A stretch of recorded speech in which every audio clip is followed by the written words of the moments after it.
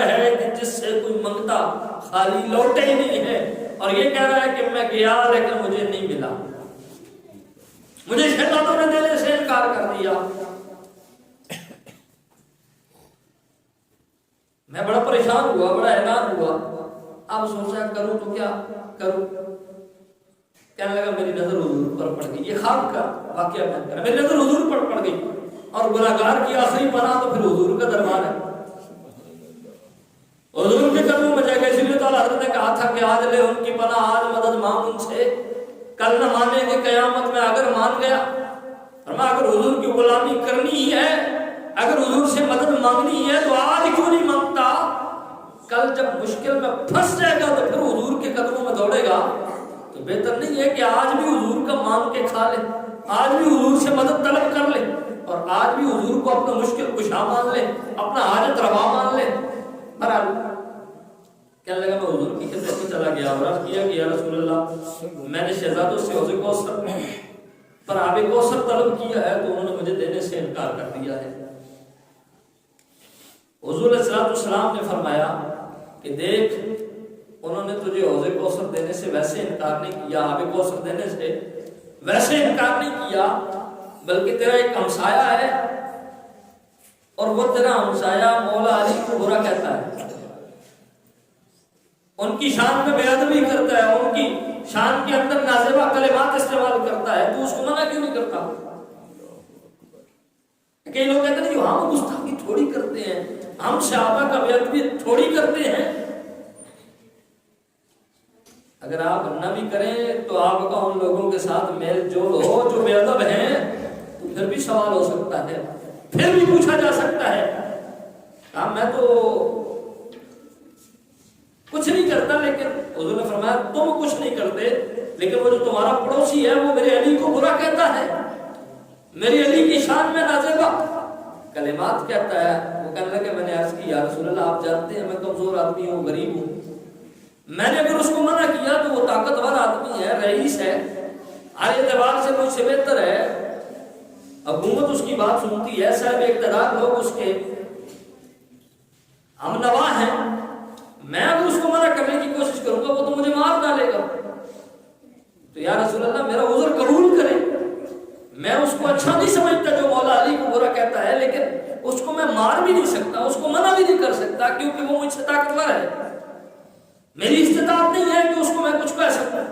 تو حضور نے فرمایا پھر اس طرح کر کہ حضور نے اپنے ہاتھ سے مجھے چھری پکڑائی، یہ خواب کی وہ بات بیان کر رہا ہے، کہتا ہے حضور نے مجھے اپنے ہاتھ سے چھری پکڑائی اور کہا یہ چھری لے کر اس کو ذبح کر دے، اس کو قتل کر دے، اس کو مار دے۔ کہنے لگا میں نے خواب کے اندر ہی اس کی گردن پر چھری ماری اور اس کو مار دیا۔ حضور کی بات کا آ گیا، میں نے کہا یا رسول اللہ میں نے اس کو مار دیا۔ حضور نے حضرت حسنین کریمین کو فرمایا آپ اس کو جامی کوثر عطا کر۔ کہتے حسنین کریمین نے مجھے وہ پیالہ دے دیا، میں نے وہ لے لیا، پیالہ لینا مجھے یاد ہے لیکن یہ یاد نہیں کہ پیا یا نہیں پیا۔ اس طرح کی کیفیت میں میری آنکھ کھل گئی۔ کوئی بندہ اس طرح کا ڈراؤنا خواب دیکھے تو اٹھ کر بیٹھ جاتا ہے بستر پر، آنکھ کھل جاتی ہے، یعنی اسی اس طرح کی کیفیت میں اٹھ کر بیٹھ کے دیکھا، پسینہ میرے جسم پر ہے، میں شرابور ہوں پسینے میں، آگے پیچھے دیکھا کچھ بھی نہیں ہے، میں اٹھا وضو کیا، نوافل ادا کیے، نماز پڑھنے لگا، اور نماز پڑھ کر میں پھر لیٹ گیا کچھ، لیکن نیند نہیں آئی۔ صبح ہو گئی، دن کا وقت نکل آیا، مجھے آ کر کسی نے خبر دی کہ وہ جو تمہارا ہمسایہ تھا جو حضور مولا علی کی بارگاہ میں بے ادبی کی کلمات کہتا تھا، اس کو رات کو بستر پر کسی نے چھری کے ساتھ ذبح کر دیا ہے، اس کو رات کو بستر پر کسی نے مار دیا ہے۔ کہنے لگا میرے جتنے بھی پڑوسی تھے، اب یہ حضور کی نگاہ کرم دیکھیے، کہنے لگے ساروں کو جو ان کے ساتھ محبت کرنے والا ہے نہ اس کو کوئی دنیا میں ذلیل ہونے دیتا ہے، نہ مرنے کے بعد کوئی ذلیل ہونے دیتا ہے۔ کہتا جتنے میرے ہمسائے تھے حکومت نے شک کی بنیاد پر ان سب کو گرفتار کر لیا، لیکن کہتا ہے میں خوش نصیب تھا کہ مجھے گرفتار نہیں کیا۔ اب میں نے دل کے اندر سوچا، میں نے کہا مولا تو بہتر جانتا ہے، مارا تو میں نہیں ہے، اگرچہ خواب کے اندر مارا ہے، مارا میں نے ہے، وہ بے قصور پکڑے گئے ہیں، اور تو پاک ہے جو میں نے خواب دیکھا وہ سچ نکلا۔ کہنے لگا میں حاکم وقت کے پاس پاس چلا گیا اور اس کو کہنے لگا کہ بھائی میں نے اس طرح کا خواب دیکھا ہے، خواب کے اندر مجھے حضور کی زیارت ہوئی ہے، یہ معاملات ہوئے ہیں اور حضور نے مجھے حکم دیا ہے، چھری کے ساتھ میں نے مارا ہے اور مارا خواب کے اندر ہے، یہ لوگ بے قصور ہیں۔ تو حاکم وقت نے جب یہ بات سنی تو اس کی آنکھوں میں آنسو آ گئے۔ اس نے کہا جو تو نے بات بتائی ہے بالکل ٹھیک لگتی ہے، تو بھی بے قصور ہے اور جن کو یہ پکڑ کر لے کر آئے ہیں یہ بھی بے قصور ہے۔ تو بات بتانے کا مقصد کیا کہ حضور کے صحابہ چاہے مولا علی ہو، چاہے ابو بکر صدیق ہو، فاروق اعظم ہو، عثمان غنی ہو، حضور کے کسی صحابی کا بے ادب وہ دنیا میں بھی ذلیل ہوگا اور مرنے کے بعد بھی اس کی مقدر میں ذلت اور رسوائی ہے۔ حضرت امام مستغفری رحمہ اللہ تعالی علیہ آپ نے ایک اور اسی کے ساتھ واقعہ نقل کیا۔ فرماتے 3 شخص تھے اور تینوں یمن کی طرف جا رہے تھے، منزل ان کی یمن تھی، یمن کی طرف جانا تھا۔ تو وہ کہنے لگے کہ ہمارے ساتھ ایک شخص کوفہ کا بھی شامل ہو گیا اور وہ ابو بکر صدیق اور فاروق اعظم کو برا بھلا کہتا تھا۔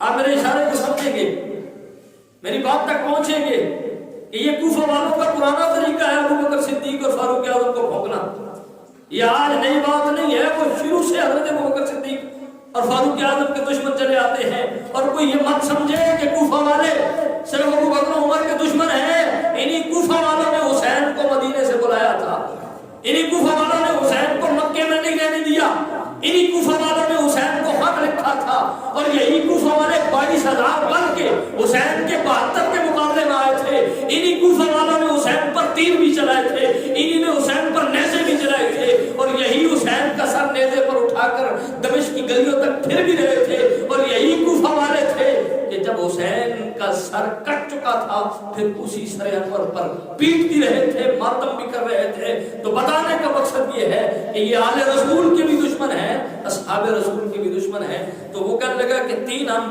بصرہ کے تھے، ایک کوفی تھا، وہ جو کوفی تھا وہ حضرت ابو بکر صدیق اور فاروق اعظم کو بڑا بھونکتا تھا، بڑا برا بھلا کہتا تھا، ہم اسے منع کرتے تھے لیکن سنتا نہیں تھا۔ کہتے ہیں جب ہم یمن کے نزدیک پہنچے تو ایک جگہ پر ہم نے ٹھہراؤ کیا، ہم قیام کرنے لگے اور رات ہم نے گزاری، سو گئے۔ کہتے ہیں جب وہاں سے ہم نکلنے لگے، اٹھے تو ہم نے وضو کیا، چلو عبادت کر کے سفر کی تیاری کریں۔ وہ سو رہا تھا، ہم نے اس کو جگایا، اس کو کہا اٹھو۔ کہہ رہے جب اس کو اٹھایا تو دیکھا کہ اس کی عجیب کیفیت، اس کی عجیب حالت، جس طرح ڈرا ہوا بندہ ہو۔ ہم نے کہا کیا ہوا تجھے؟ کہنے لگا میں نے خواب میں ابھی حضور کی زیارت کی ہے۔ کہنے لگے ہم دیکھ کر حیران رہ گئے، جن کو حضور کی زیارت ہوتی ہے ان کا حساب کتاب ایسا تو نہیں ہوتا، تو ڈرا ہوا ہے، تو کانپ رہا ہے۔ اس نے کہا وہ نبی کرار کی زیارت کیا ہے لیکن اس نے جو بات کی ہے وہ ڈرنے والی ہے۔ کہا کیا بات کی ہے حضور نے؟ ہم نے کہا ہمارے ساتھ تو نے چلنا ہے، وضو کر چل، تیاری کر سفر کے لیے۔ اس نے کہا میں نہیں سفر جاری رکھ سکتا، اب میں تمہارے ساتھ نہیں جا سکوں گا۔ کیا ہو گیا ہے؟ ابھی تو نے خواب دیکھا ہے، تو کیوں ڈر گیا ہے؟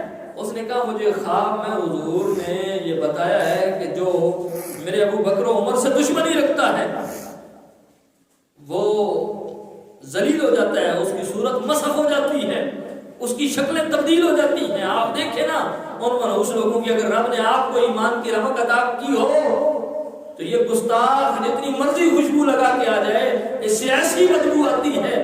اور یہ بغض صحابہ کی، مجھے کسی نے بتایا کہ جناب 40 لوٹے لگتے ہیں غسل کے لیے، میں نے کہا 40 نہیں 40 سمندر بھی لگ جائیں تو جو گستاخی صحابہ ہے اس کی بدبو تو ختم نہیں ہو سکتی۔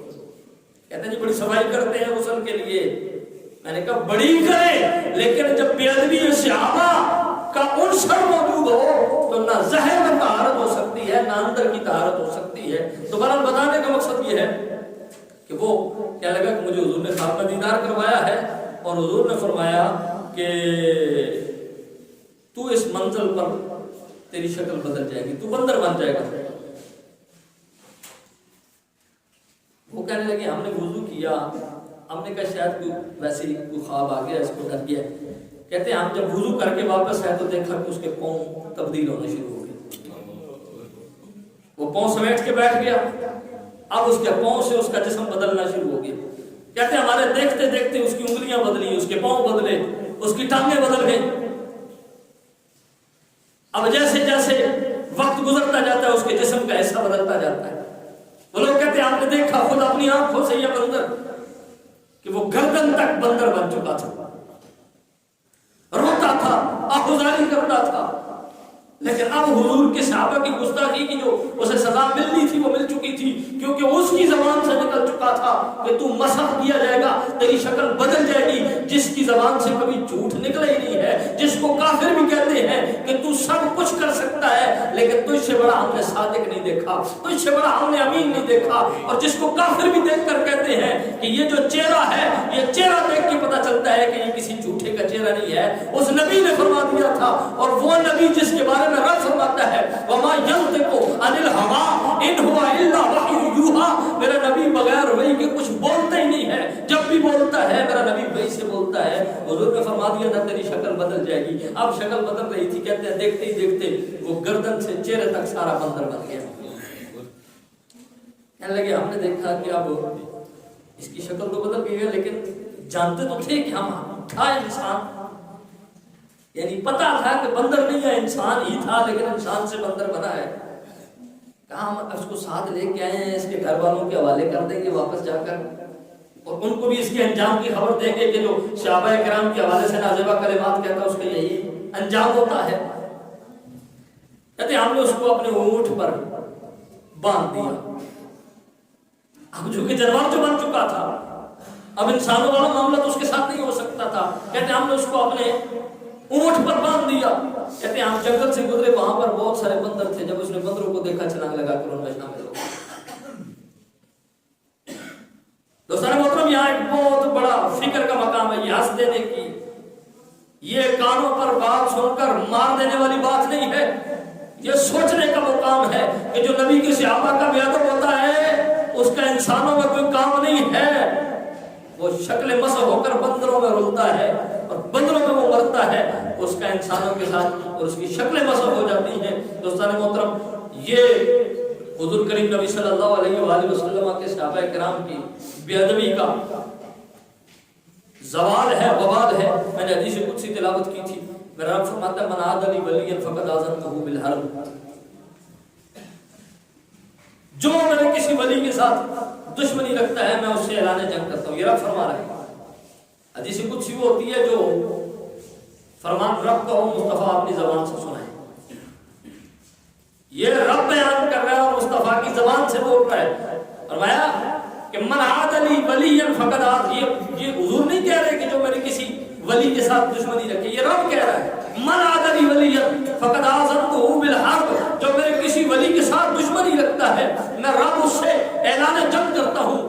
صوفیاء کرام اس حدیث پاک کی شرح میں لکھتے ہیں کہ جب ولیوں کا بے ادب دنیا سے جاتا ہے رب اس سے دولت ایمان چھین لیتا ہے, وہ بے ایمان ہو کر مرتا ہے. اور اس سے بڑھ کر بے ایمان ہو کر مرنے کی اور کون سی دلیل ہے؟ ہم یہ سمجھتے ہیں کہ امت کا کوئی ولی کتنے بڑے مرتبے پر کیوں نہ ہو, وہ حضور کے ادنا سے ادنا صحابی کے قدموں کے ساتھ لگنے والی جو مٹی ہے اس مٹی کا بھی مقابلہ نہیں کر سکتا. حضور کی امت کے سب سے بڑے ولی, سب سے بڑے اولیاء, وہ حضور کی امت میں سب سے پہلے درجے کے لوگ حضور کے صحابہ ہیں. رب فرماتا ہے جو ان سے دشمنی کرے میں اس سے اعلان جنگ کرتا ہوں. تو رب کے اعلان جنگ کا مطلب یہ ہے کہ ان کا بے ادب دنیا سے بے ایمان ہو کر مرتا ہے. تو حضور کریم نبی صلی اللہ علیہ وآلہ وسلم کے صحابہ کرام, ان کا ادب و احترام اور ان کے ساتھ ادب و احترام والے معاملات کرنا یہ حضور کے ہر غلام پر ضروری ہے. میں آپ کو ایک اور مثال دے کے اپنی بات کو ختم کر لیتا ہوں. یہ مت سمجھے کہ ہم نے فلاں اللہ کے ولی کو ہاتھ دیا ہوا ہے, اس کے ہاتھ میں بیعت کی ہوئی ہے, وہ بچا لے گا. پر جب نبی کا کلمہ پڑھ کے نبی تو میری مدد نہیں کرے گا تو پھر ولی کیا مدد کریں گے؟ ان کی بے ادبی کرنے والے کی نبی مدد نہیں کرتا, ولی کیا مدد کریں گے؟ سلسلہ عالیہ نقشبندیہ کے ایک بہت بڑے بزرگ ہیں حضرت خواجہ زندہ پیر گنگول شریف والے. اب نقشبندی سلسلے کے بزرگوں میں آپ کا بڑا نام ہے, گنگول شریف سے بڑے لوگ وابستہ ہیں. آپ کے والے سے آتا ہے ایک آپ کا مرید تھا، آپ کے ہاتھ پر اس نے بیعت کی ہوئی تھی، آپ نے اس کو خلافت بھی دے رکھی تھی، اور خلافت اس کی کو دی جاتی ہے جو پیر صاحب کا بڑا منظور نظر ہو، بڑا قریبی ہو، بڑا خوش الحان بھی تھا، اچھی آواز والا تھا، اور اتنا خوش الحان تھا اور اتنا اچھا پڑھنے والا تھا کہ وہ جب ابتدائی عرس کے دن ہوتے تھے، ابتدا میں عرس کے اندر جو آخری ختم پڑھا جاتا تھا، آخری ختم میں شجرہ شریف پڑھنے کے لیے پیر صاحب اسے حکم دیتے تھے۔ یہ کوئی مت سمجھے کہ میں فلاں کے بڑا قریبی ہوں تو بچ جاؤں گا، فرمایا وہ اتنا قریبی تھا، جنگل خیل گاؤں کا نام ہے، جنگل خیل کرانے والا تھا، نور عالم نام کتنا پیارا، نسبت کتنی پیاری، پیر صاحب کی قربت کتنی کہ خلافت بھی عطا کی، اور عنایت کتنی کہ جب اس کی تقریب کی آخری تقریبات میں شرکت کے لیے آتا تو اس وقت پیر صاحب خود حضور زندہ پیر گنگولوی علیہ الرحمہ آپ اسے شجرہ شریف پڑھنے کا حکم ارشاد فرماتے تھے۔ شجرہ پڑھا کرتا تھا، بڑی خوبصورت آواز تھی، لیکن غیر لوگوں کے ساتھ بھی تعلق بن گیا، ان کے ساتھ بھی اٹھنا بیٹھنا ہو گیا، شروع میں ان کی مجلسوں میں جانے لگا، بعد مجلسوں سے آگے بڑھ گئی، پھر وہاں ان کے پاس جا کر ختم درود بھی پڑھنے لگا، پھر وہاں پر جا کر کچھ باز و نصیحت ان کو بھی کرنے لگا، پھر بات اور آگے بڑھی، پھر جب وہاں سے جلوس نکلتا تھا تو اس جلوس کی قیادت کرنے والے لوگوں میں سب سے آگے جھنڈا اٹھا کر وہ کھڑا ہوتا تھا۔ وہ نور عالم جو زندہ پیر گنگولوی کا خلیفہ بھی ہے، منظور نظر بھی ہے، اور آپ کے دست حق پرست پر اس نے بیعت بھی کی ہے، اور شیخ کی نظر عنایت اتنی کہ ختم کی آخری تقریبات میں جس کو آخر میں شجرہ پڑھنے کی دعا سے پہلے سعادت نصیب ہوتی تھی وہ شخصیت تھا، لیکن جب پتا چلا کہ اس کے غیروں کے ساتھ مراسم ہو گئے ہیں، غیروں کے ساتھ اٹھنا بیٹھنا ہو گیا ہے، ان کے ساتھ جا کر کھاتا پیتا ہے، اٹھتا بیٹھتا ہے، ان کے ساتھ اس کا لین دین ہے جو نبی کے گستاخ ہیں، حضور کے صحابہ کے گستاخ ہیں، اور یہ کوئی مت سمجھے کہ ہم ان کو اس لیے برا سمجھتے ہیں کہ یہ صرف حضور کے صحابہ کے گستاخ ہیں، نہیں، یہ حضور کے صحابہ کے بھی ادب ہے، حضور کی آل کے بھی ادب ہے، حضور کے بھی ادب ہے، سارے نبیوں کے بھی ادب ہے، بلکہ شان توحید کے بھی ممکن ہے۔ تو اعلیٰ حضرت زندہ گنگولوی علیہ السلام کو جب پتا چلا، لوگوں نے بتایا کہ جناب وہ پٹڑی سے اتر گیا ہے، آپ نے رب کی بارگاہ میں صرف ہاتھ اٹھا کر اتنا کہا، مولا ایسا بندہ مجھے نہیں چاہیے، یہ میرا دل گوارا نہیں کرتا کہ کوئی میرے ختم کی محفل میں آ کر شجرے بھی پڑے۔ ہم یہی تو کہتے ہیں لوگوں کو کہ تو رنگی چھوڑ دو یا کرن ہو جا، یا سراسر موم یا سنگ ہو جا، یا ادھر کے رہو یا ادھر کے رہو، ادھر بھی رہو ادھر بھی رہو، مذبذبین بین ذالک لا الہ الا اللہ ولا الہ الا اللہ، دھوبی کو کتا نہ گھر کا نہ گھاٹ کا، تو یہ معاملہ چھوڑ دو۔ کہا جی وہ ادھر بھی مراسم اس میں رکھی ہوئے ہیں، آپ کے ساتھ بھی ہیلو ہے، ٹھیک ہے، فرمایا یا اللہ مجھے ایسا منظور نہیں، مجھے ایسا پسند نہیں کہ میرے پاس آ کر ختم بھی پڑے اور وہاں مجلسیں بھی پڑے، فرمایا ایک ہی کام ہوگا، مولا مجھے ایسا بندہ نہیں چاہیے۔ کہتے ہیں حضرت خواجہ کے ہاتھ اٹھانے کی دیر تھی، ادھر آپ کے ہاتھ اٹھے تھے، ادھر وہ بدبخت مر چکا تھا، دنیا کو چھوڑ چکا تھا۔ تو دوستان محترم بتانے کا مقصد یہ ہے کہ نہ اللہ والے ایسے لوگوں کو پسند کرتے ہیں، حقیقی اللہ والے حقیقت میں اللہ کے ولی ہوں، نہ وہ ایسے لوگوں کو پسند کرتے ہیں جو حضور کے صحابہ کے بے ادب ہوں، نہ کوئی معتدل مزاج عالم ایسے لوگوں کو پسند کرتا ہے کہ جن کا حضور کے صحابہ کے ساتھ رشتہ ٹھیک ہو۔ کیوں؟ اس لیے کہ ہماری تو کوئی مجال ہی نہیں ہے، جن کو اللہ اور اس کے رسول پسند نہیں کرتے ہم ان کو کیسے پسند کریں؟ تو اللہ تعالیٰ سے دعا کرنی چاہیے کہ اللہ تعالیٰ حضور کی ہر نسبت کا آپ کو مجھے ادب و احترام کرنے کی توفیق عطا فرمائے۔ یا زندہ سو باقی بما علینا